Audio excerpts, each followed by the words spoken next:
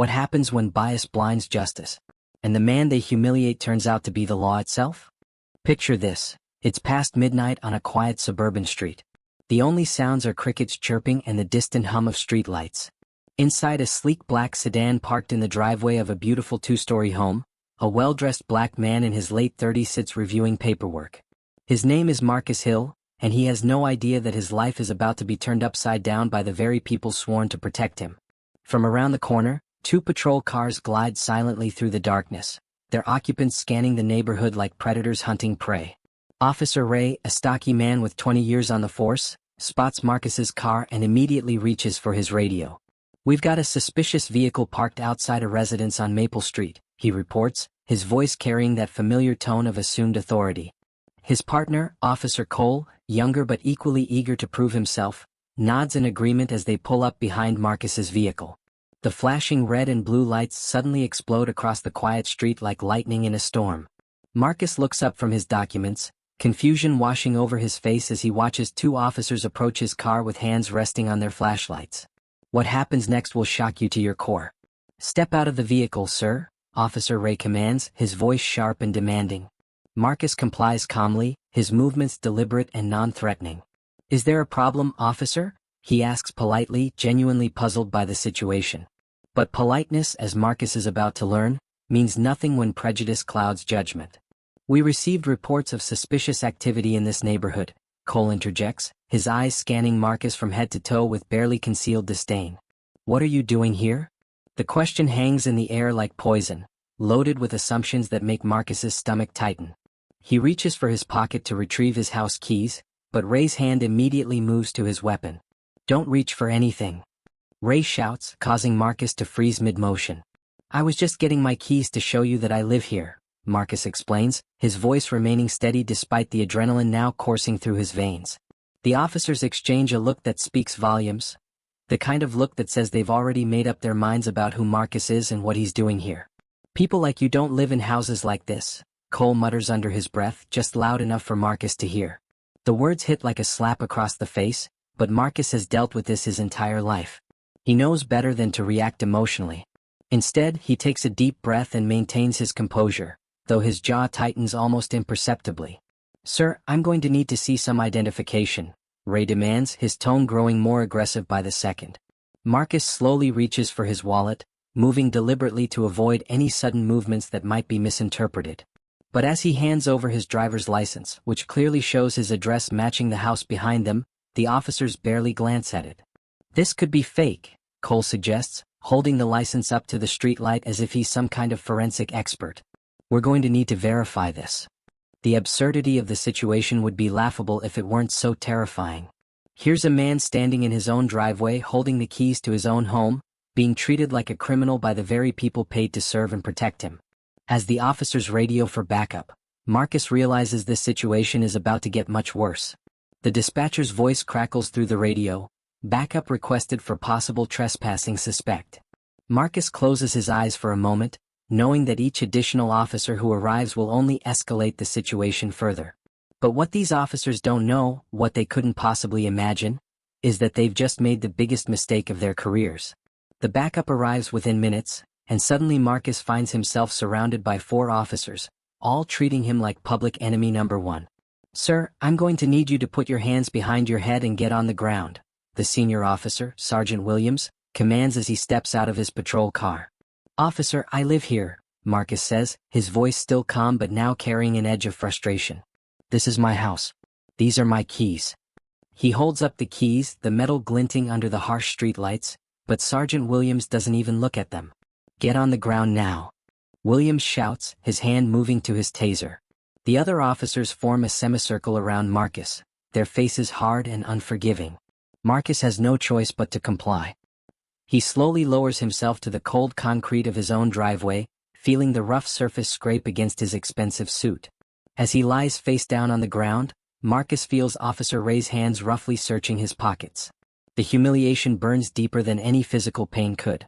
Here he is, a successful professional, a tax-paying citizen, a man who has dedicated his life to serving his country, being treated like dirt in front of his own home. "Can I please stand up?"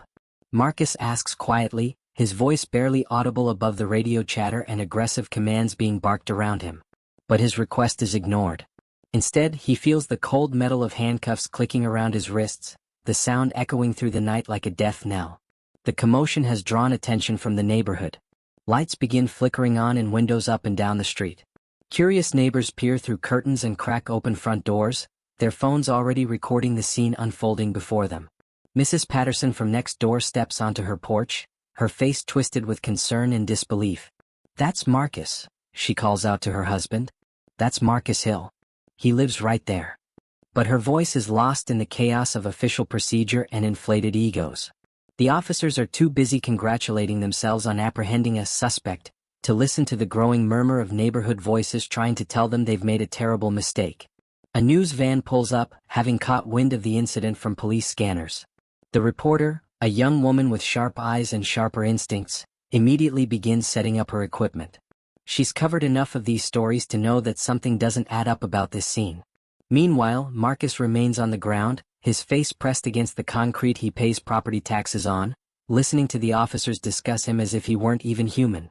"Probably casing the joint," one suggests. "These guys always think they can just take whatever they want," another adds. Each word is like salt in an open wound, but Marcus endures it all with a patience that would puzzle anyone who doesn't understand what he's really waiting for.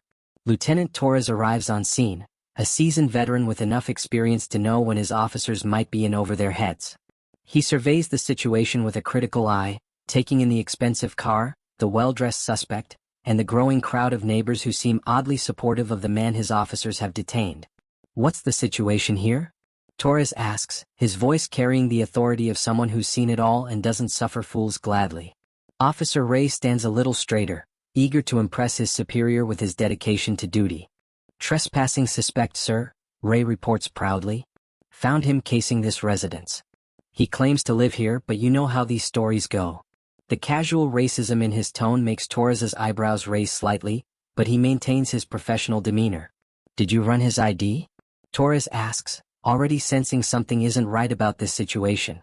The confident smirk on Ray's face begins to falter slightly. "Well, sir, we were about to do a more thorough search," Cole interjects, hoping to buy time. But Torres has been doing this job long enough to smell a bad arrest from a mile away. "Search his wallet," Torres orders, his voice carrying a tone that suggests he's already anticipating problems. Cole reaches into Marcus's jacket pocket and pulls out a leather wallet, thick with cards and identification. As he opens it, something metallic catches the streetlight and nearly blinds him. The color drains from Cole's face as he stares at what he's holding. His hands begin to tremble slightly as the reality of the situation crashes down on him like a ton of bricks. "Sir," he says, his voice suddenly small and uncertain, "you need to see this." The crowd has grown larger now, with neighbors spilling out of their homes to witness the spectacle. Smartphones are recording from every angle, capturing what is about to become one of the most viewed police incident videos of the year. The air is thick with tension and anticipation, as if everyone present can sense that something momentous is about to happen. Marcus remains on the ground, but there's something different about his demeanor now. The resignation is gone, replaced by something that looks almost like patience. Not the patience of a victim, but the patience of someone who knows that justice, though delayed, is inevitable. Lieutenant Torres takes the wallet from Cole's shaking hands and opens it himself. What he sees makes his blood run cold. There, gleaming under the harsh streetlights, is a federal badge. Not just any federal badge, but the distinctive shield of the Federal Bureau of Investigation. Below it, an identification card with Marcus's photograph and the words that will haunt these officers for the rest of their careers: Special Agent Marcus Hill. The silence that follows is deafening. Even the crickets seem to have stopped chirping, as if nature itself is holding its breath for what comes next. Torres looks from the badge to Marcus, still handcuffed on the ground, then back to his officers, who are now staring at each other with expressions of pure terror. "Get him up," Torres says quietly, his voice carrying the weight of someone who knows his department is about to face a public relations nightmare of epic proportions. "Get him up right now." As the handcuffs are removed, Marcus slowly rises to his feet, brushing the dirt and gravel from his expensive suit with methodical precision. When he finally looks up, his eyes meet those of Officer Ray, and what Ray sees there isn't anger or vindictiveness, it's something far worse. It's disappointment mixed with professional assessment, the look of someone who has just cataloged every violation of civil rights, every breach of protocol, every moment of unprofessional conduct that has transpired over the past 30 minutes. Special Agent Hill, Torres says, his voice heavy with the weight of impending consequences, I sincerely apologize for this misunderstanding. But Marcus raises his hand slightly, a gesture that immediately commands attention and respect. Something that was completely absent just moments before. Lieutenant, Marcus says, his voice now carrying the unmistakable authority of federal law enforcement, this wasn't a misunderstanding. This was a systematic failure of training, protocol, and basic human decency. He pulls out his phone and begins dialing a number that will send shockwaves through the entire police department. This is Special Agent Marcus Hill, badge number 2847, he says into the phone, his voice calm and professional. I need to report an incident of unlawful detention and civil rights violations by local law enforcement. The officers who just minutes ago were treating him like a criminal now stand frozen, watching their careers potentially crumble in real time. As Marcus provides details to whoever is on the other end of that call, the neighbors who have been watching in stunned silence begin to murmur among themselves. Mrs. Patterson shakes her head in disgust, while Mr. Chin from across the street can be heard saying, I knew something was wrong about this whole thing. The news reporter, who has been quietly setting up her equipment, now springs into action. She approaches Lieutenant Torres with the predatory instinct of someone who smells a major story. Lieutenant, can you comment on your officers detaining an FBI agent in his own driveway? She asks, her microphone thrust forward like a sword. Torres looks like a man who would rather be anywhere else in the world. No comment at this time, he manages to say, but his face tells the whole story. This is a disaster of the highest magnitude and everyone present knows it. Officer Ray, who started this whole mess with his suspicious vehicle report, now looks like he might be sick. The color has completely drained from his face, and his hands are visibly shaking. Cole isn't faring much better, staring at the ground as if he could somehow disappear into the concrete. Marcus finishes his phone call and slides the device back into his pocket. When he looks around at the assembled officers, there's no triumph in his expression. Only the weary disappointment of someone who has seen this scenario play out too many times before. You know, Marcus says, his voice carrying clearly in the still night air, I've been an FBI agent for 15 years. I've worked cases involving police corruption, civil rights violations, and abuse of power. But I never thought I'd become a case study myself. His words hit like physical blows, each one landing with devastating accuracy. He turns to face Officer Ray directly. When you saw me sitting in that car, what did you see? Did you see a potential threat? A criminal? Or did you see something else entirely? The question hangs in the air unanswered, but the implication is clear to everyone present.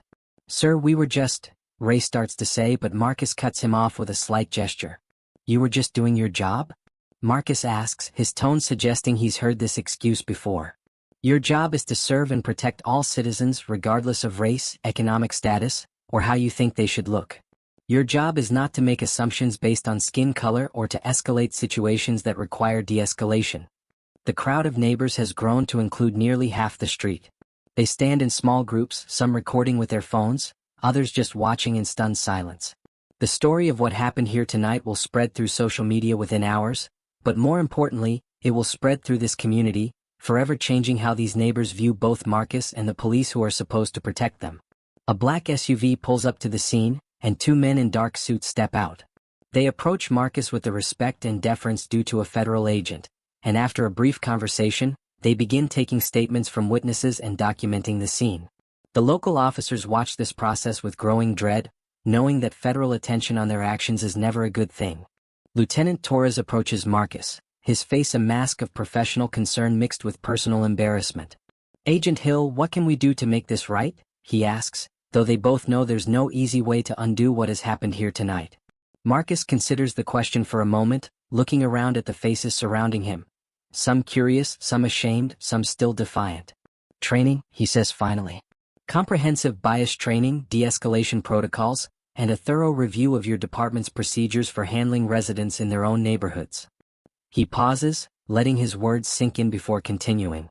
But more than that, you need to understand that respect isn't something you can turn on and off based on someone's badge or credentials.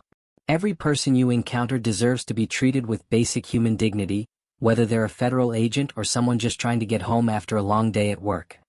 The federal agents finish their preliminary investigation and inform Marcus that they'll be following up with formal interviews and a complete review of the incident. As they prepare to leave, One of them hands Marcus a business card and assures him that this matter will be given the highest priority. As the crowd begins to disperse and the official vehicles start pulling away, Marcus finds himself standing alone in his driveway, looking up at his house.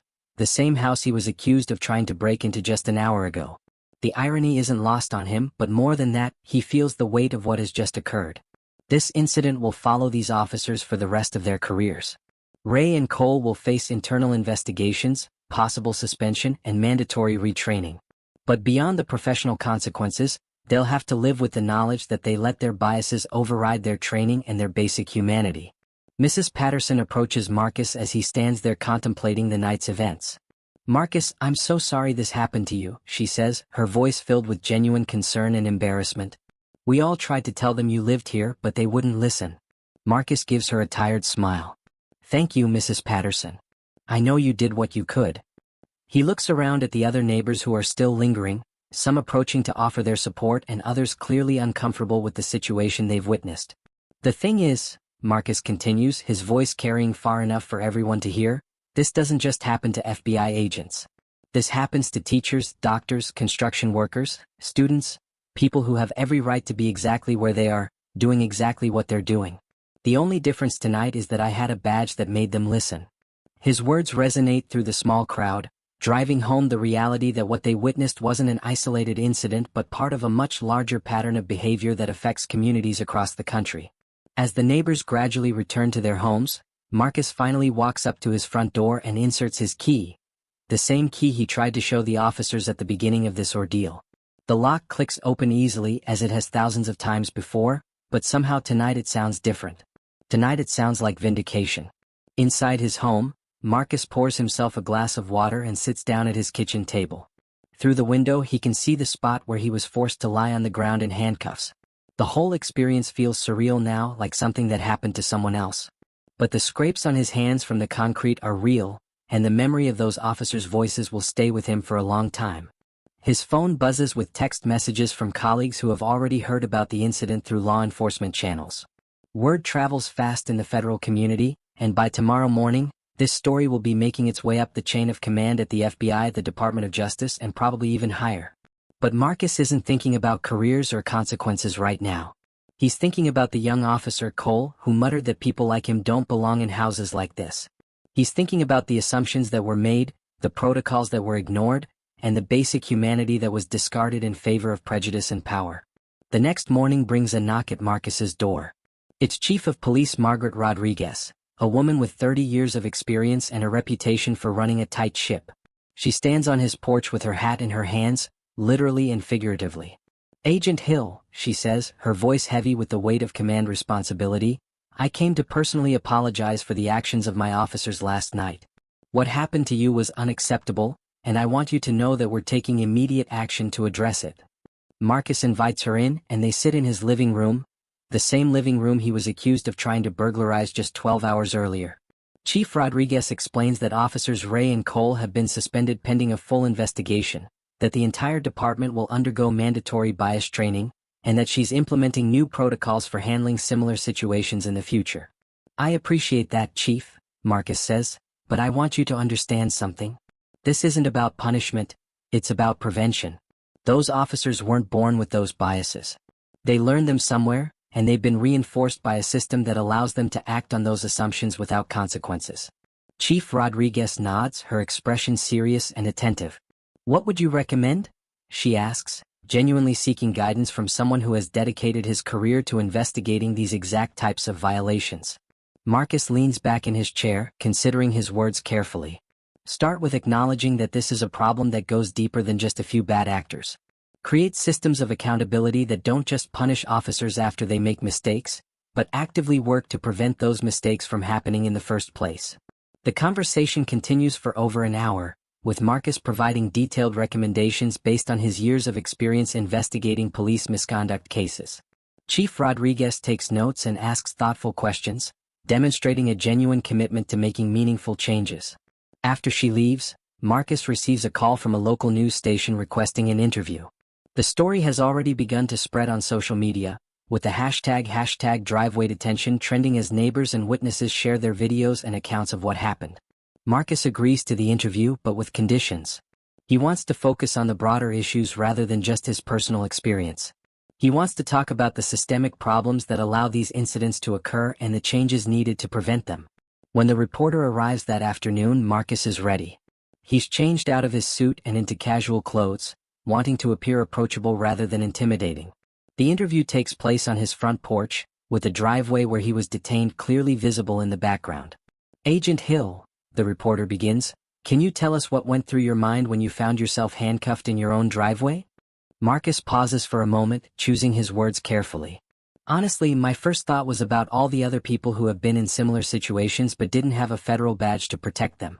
This happens more often than most people realize, and usually, there are no consequences for the officers involved."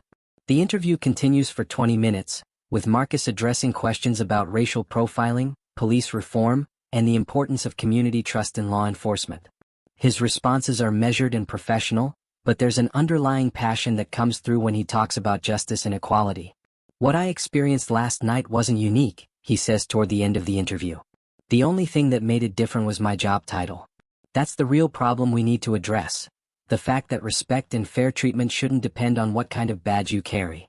The interview airs that evening on the local news, and by the next morning, it's been picked up by national media outlets.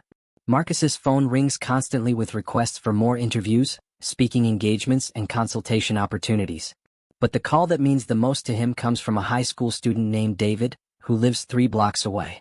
David is 17, black, and planning to study criminal justice in college. He wants to thank Marcus for handling the situation with dignity and for using his platform to speak out about these issues. "Mr. Hill," David says over the phone, "I've been stopped by police 4 times in the past year, just for walking through my own neighborhood. Watching how you handled what happened to you gives me hope that things might actually change." That conversation reminds Marcus why this incident, as humiliating and frustrating as it was, represents an opportunity. An opportunity to turn a moment of injustice into a catalyst for meaningful change. An opportunity to ensure that other young men like David don't have to live in fear of the people who are supposed to protect them. 3 weeks later, Marcus stands in the conference room of the police headquarters, addressing a room full of officers participating in the new bias training program. Some look skeptical, others appear genuinely interested, and a few seem uncomfortable with the entire situation. "I'm not here to lecture you," Marcus begins, "and I'm not here to tell you that you're all bad people. I'm here because I believe that most of you got into law enforcement for the right reasons, to serve and protect your community. But sometimes good intentions aren't enough." He tells them about his experience that night, but more importantly, he talks about the dozens of similar cases he's investigated throughout his career. He shows them statistics, research data, and video evidence of how unconscious bias can lead to real-world consequences. "The badge doesn't make you powerful," Marcus says, echoing words that will become his signature phrase in the months to come. "The truth does. Because power without respect isn't protection, it's a weapon. And weapons in the wrong hands cause harm to the very people we've sworn to serve." The training session lasts 4 hours, with officers asking questions, sharing their own experiences, and engaging in role-playing exercises designed to help them recognize and overcome their unconscious biases. It's not a perfect solution, but it's a start. Officer Ray, who started the whole incident with his suspicious vehicle report, raises his hand during the Q&A session. His voice is shaky and his face shows the strain of the past few weeks. "Agent Hill," he says, "I know I can't undo what I did that night. I know my apology doesn't erase the humiliation you felt or the damage that was done. But I want you to know that I've spent every day since then thinking about why I acted the way I did, and I'm committed to being better."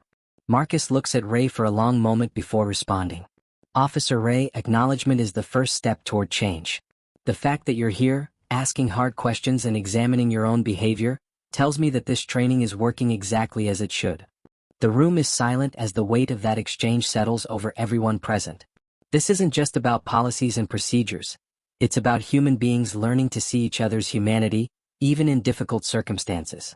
As the training session concludes, several officers approach Marcus individually to ask follow-up questions or share their own stories. Some admit to having made similar mistakes in the past, while others express gratitude for the perspective he's provided. Marcus leaves the police station that day feeling something he hasn't felt in weeks: hope. Not because the problem of police bias has been solved, but because he's seen evidence that people can change, that systems can improve, and that moments of injustice can become catalysts for something better. The story of what happened in Marcus Hill's driveway that night continues to resonate months later. The video footage has been viewed millions of times, sparking conversations about race, policing, and justice in communities across the country. Marcus has become a reluctant but effective spokesperson for police reform, traveling to conferences and workshops to share his experience and expertise. But perhaps the most meaningful change has happened right there in his own neighborhood. The relationship between the community and the police has improved dramatically, with regular dialogue sessions and community policing initiatives that were unthinkable before that night. Mrs. Patterson, who witnessed the entire incident, now serves on the Citizen Oversight Committee that reviews police conduct. Mr. Chin has organized neighborhood watch programs that focus on building positive relationships with law enforcement. And David, the high school student who called Marcus after the interview aired, was accepted to college with a full scholarship to study criminal justice. You see, Marcus reflects as he stands once again in his driveway, this time by choice and without handcuffs. Justice isn't just about punishment. It's about transformation. It's about taking the worst moments of our lives and finding ways to make them count for something positive. He looks up at his house, the same house he was accused of trying to break into, and smiles. Sometimes the most powerful moments of change come from the most unlikely circumstances. Sometimes the path to justice leads right through your own front yard. The truth always wins in the end, he says to himself, echoing the words he's spoken at dozens of conferences and training sessions since that night. It might take time, it might require sacrifice, and it might demand more patience than anyone should have to give. But in the end, the truth always wins.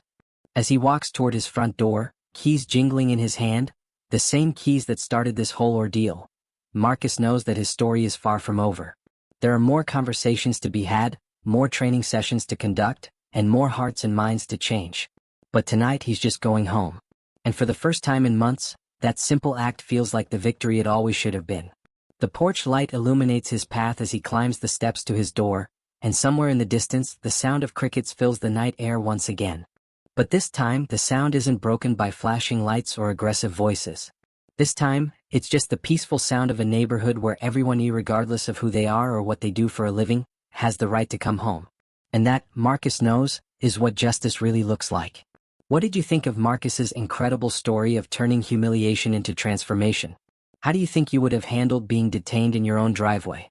Drop your thoughts in the comments below, and if this story opened your eyes to the realities of bias and policing, make sure to like this video and subscribe for more incredible true stories of justice and redemption.